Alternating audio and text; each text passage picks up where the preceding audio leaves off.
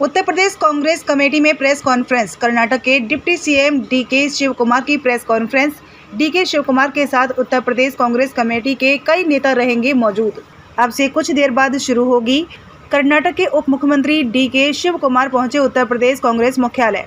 उप मुख्यमंत्री डीके शिवकुमार की प्रेस कॉन्फ्रेंस शुरू। कर्नाटक के डिप्टी सीएम डीके शिवकुमार का बयान। महात्मा गांधी के दिखाए मार्ग पर चली है कांग्रेस। राजीव गांधी के बनाए रास्ते पर अब राहुल गांधी की न्याय यात्रा की पूर्व भारत जोड़ी यात्रा से देश जगा। वर्तमान सरकार के कई निर्णय जनता के खिलाफ। महंगाई बढ़ी, लोगों को रोजगार नहीं मिला। डीके शिवकुमार। झूठी गारंटी की बात कह रही है वर्तमान सरकार। शिवकुमार। हमने कर्नाटक में सिद्धारमैया सरकार ने गारंटी काट दिए। डीके। हम जरूरतमंदों को 10 किलो राशन देंगे। डीके। राज्य की सभी महिलाओं को फ्री सरकारी बसों में यात्रा सुविधा देंगे। डीके। सरकार बनने पर पहली कैबिनेट बैठक में बड़े फैसले होंगे। डीके।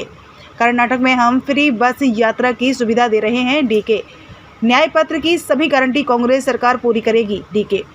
न्याय पत्र में आम आदमी के जीवन की प्रगति की सभी योजनाएं। डीके शिवकुमार। 1,25,00,000 महिलाओं को हमने गृह लक्ष्मी योजना के आच्छादित किया। डीके। हमने कर्नाटक में सभी गारंटियों का वादा पूरा किया। डीके। ये संविधान बदलने की बात करते हैं। भीमराव अंबेडकर ने जो संविधान बनाया था, बीजेपी उसको बदलना चाहती है, आरक्षण खत्म करना चाहती है। डीके शिवकुमार। कांग्रेस पार्टी भविष्य की बात करती है, आम आदमी की बात करती है, बीजेपी उद्योगपति की बात करती है। डीके शिवकुमार। मनमोहन सरकार में जल जंगल जमीन का अधिकार आदिवासियों को दिया था। 14 करोड़ मनरेगा मजदूरों का अधिकार दिया। डीके शिवकुमार। 10 साल की मोदी सरकार ने रोजगार को आग में झोंकने का काम किया है। Loan goes, we get about 1,40,000 crores of money for various. But now for the development and this guarantee, we have kept about 52,000 crores and all the development activities are going on. Why I am taking this is that in the last era, now people are looking at, BJP is looking at on emotion issues. I would like to ask the Modi government and these party members are the chief minister of the state. Last 10 years you are in power in the national level.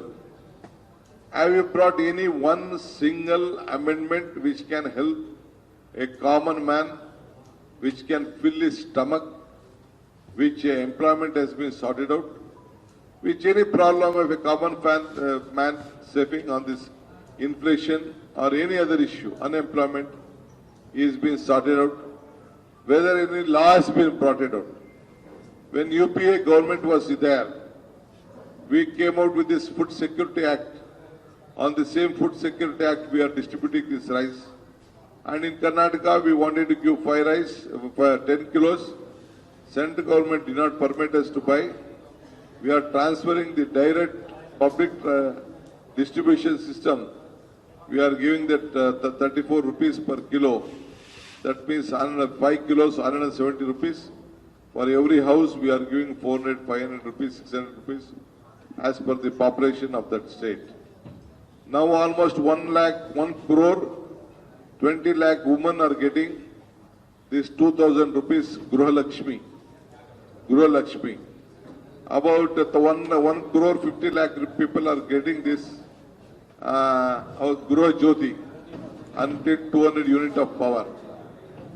कि जब हम कर्नाटका के चुनाव में जा रहे थे तो राहुल गांधी जी और प्रियंका गांधी जी ने कहा कि आप गारंटियों को साइन करके घर घर पहुंचाइए।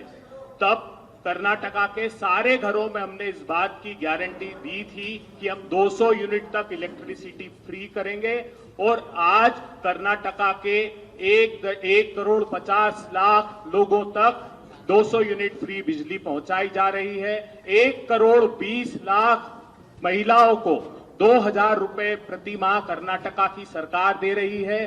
10 किलो चावल जैसा हमने प्रॉमिस किया था, हम घर घर पहुंचा रहे हैं।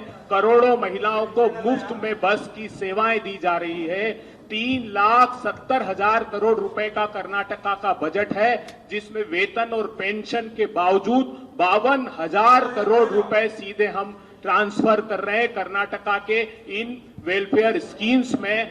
आगे डीके शिव कुमार साहब ने ये कहा कि ये भरोसा इसलिए बन गया क्योंकि 10 साल जब मनमोहन सिंह जी की सरकार थी तो हमने जल जंगल जमीन का अधिकार आदिवासियों को दिया, हमने 15 करोड़ किसानों को उनकी जमीन का अधिकार दिया, हमने काम चाहने वाले 14 करोड़ मनरेगा के वर्कर को उनका अधिकार दिया, हमने शिक्षा का अधिकार दिया, हमने सूचना का अधिकार दिया।